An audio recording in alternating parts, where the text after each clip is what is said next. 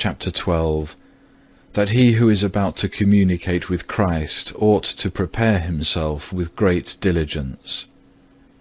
The voice of the Beloved. I am the lover of purity and the giver of sanctity. I seek a pure heart, and there is the place of my rest.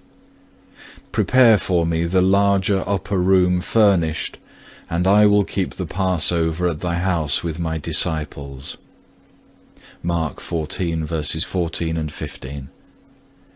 If thou wilt that I come unto thee and abide with thee, purge out the old leaven, 1 Corinthians verse 7, and cleanse the habitation of thy heart.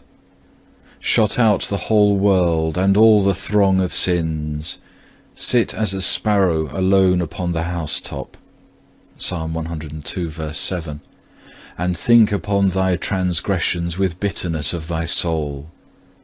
For every one that loveth prepareth the best and fairest place for his beloved, because hereby the affection of him that entertaineth his beloved is known.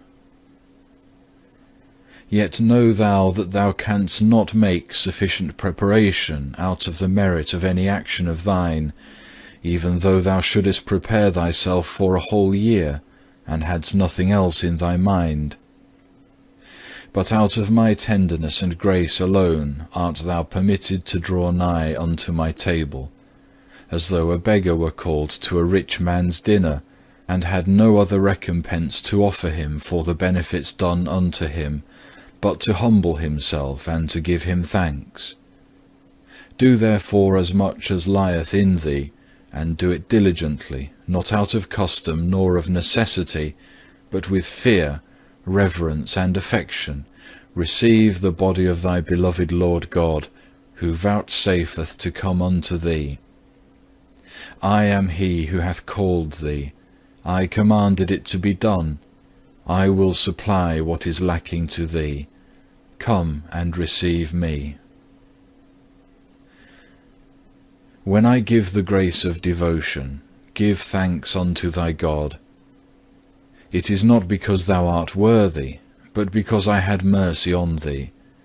If thou hast not devotion, but rather feelest thyself dry, be instant in prayer, cease not to groan and knock, cease not until thou prevail to obtain some crumb or drop of saving grace. Thou hast need of me, I have no need of thee. Nor dost thou come to sanctify me, but I come to sanctify thee and make thee better. Thou comest that thou mayest be sanctified by me and be united to me, that thou mayest receive fresh grace and be kindled anew to amendment of life. See that thou neglect not this grace, but prepare thy heart with all diligence, and receive thy beloved unto thee. But thou oughtest not only to prepare thyself for devotion before communion, thou must also keep thyself with all diligence therein after receiving the sacrament. Nor is less watchfulness needed afterwards than devout preparation beforehand. For good watchfulness afterwards becometh in turn the best preparation for the gaining more grace. For hereby is a man made entirely indisposed to good, if he immediately return from communion to give himself up to outward consolations. Beware of much speaking, remain in a secret place, and hold communion with thy God. For thou hast him whom the whole world cannot take away from thee.